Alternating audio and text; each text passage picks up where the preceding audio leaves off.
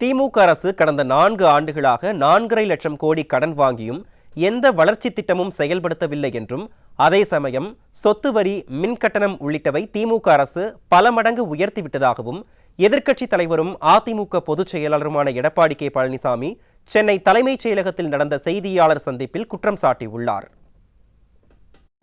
எங்களுடைய உறுப்பினர் அண்ணன் கே.பி. முனுசாமி அவர்கள் அழகாக பேசினார்.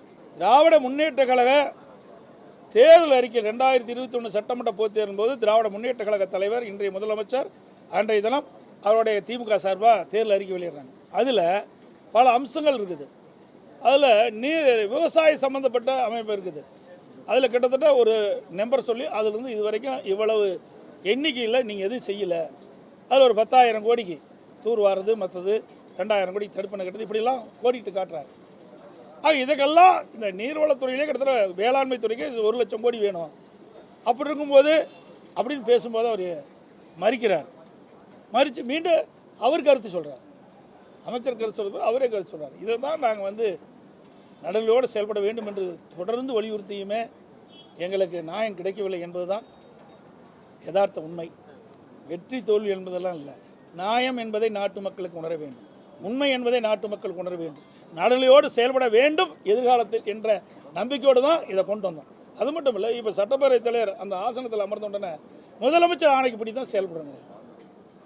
இப்போ பேசிக்கிட்ட பொழுது முதலமைச்சருடைய ஆணைப்படி தான் செயல்படணும்னு அறிவிக்கிறாரு.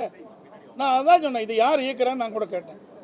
சட்டப்பேரவைத் தலைவர் நடுநிலையோடு செயல்பட வேணும். ஆளுங்கட்சி, எதிர்கட்சி, முதலமைச்சர், எதிர்கட்சியெல்லாம் பார்க்கக்கூடாது. எது சரி எது தவறுன்னு தான் பார்க்கணும். அதான் சட்டமன்ற தலைவருடைய நிலைப்பாடு. அதையும் மறந்து இன்றைக்கி அதையும் தான் சொல்கிறாரு. இவ்வளோ பிரச்சனை நடந்து போதும். நீ சொன்ன மாதிரி இந்த வாக்கெடுப்புலாம் முடிஞ்ச பிறகு மீண்டும் அந்த நிலைக்கு தான் போகிறார். இது எங்களுக்கு வருத்தம், வேதனை அளிக்குது. ஊடக நண்பர்களும் பத்திரிகையும் தெரியாதில்ல.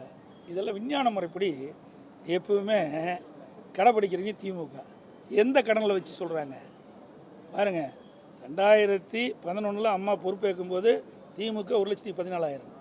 அப்போ மீண்டும் அம்மா 2016 வரைக்கும் 2,17,000. அப்போ 128ங்கிறான். அந்த கடனை வச்சு ஒப்பிட்டு பேசுகிறாங்க. இப்போ கடன் எவ்வளோ இப்படிப்பா. இதெல்லாம் ஒரு தந்திரம், மக்களை ஏமாற்றிக்கிட்ட ஒரு நாடகம். 3 லட்சம் 4 லட்சம் கடன் வாங்கிட்டு 93%. எதை அந்த 5,18,000 கூட ஒப்பிட்டு 93%. யாரை ஏமாத்துற நாடகம்? நாட்டு மக்கள் ஒன்றும் தெரியாமல் நினச்சிருக்கிறாங்க. நீ விஞ்ஞான உலகம் பேச பேச லைவில் போயிட்டு இருக்குது. இன்றைக்கி எல்லாம் படித்த மாணவர்களும், இன்றைக்கு தமிழகம் அறிவுபூர்வமான மக்கள், சிந்திக்கக்கூடிய மக்கள். ஆக இவரெல்லாம் ஏமாற்ற முடியாது. இப்படி டேலி பண்ணிலாம் ஏமாற்ற முடியாது. நீங்கள் வாங்கினது 4 லட்சம் கோடி, இதுக்கு முந்தி 5,18,000 கோடி இருந்தது. அப்போது எவ்வளோ சதவீதம் கண்டிட்டு பாருங்க. பழசு 5,18, இப்போ எவ்வளோ சதவீதம் வாங்கியிருக்கிறீங்க? 73 ஆண்டு காலம் பல்வேறு கட்சிகள் ஆட்சி செஞ்சன. அது அண்ணா திமுக, திமுக இப்படி மாறி மாறி ஆட்சி செஞ்சபோது கூட 73 ஆண்டு காலம் கடன் வாங்கியது. 2021 வரைக்கும் 5,18,000. அதற்கு பிறகு 4 ஆண்டு காலத்தில் 4 லட்சம் கடனை வாங்கி எந்த ஒரு புதிய திட்டமும் இல்லை. என்ன புதிய திட்டத்தை கொண்டாந்து இருக்கிறீங்க? அதுவும் இல்லையா. இன்னொரு பக்கம் வரி மேல் வரி போட்டுக்கிட்டே இருக்கிறீங்க. நீங்கள் மதுபானம், அதில் வருமானம் அதிகம், கிட்டத்தட்ட 35% ஏற்றிருக்கிறீங்க.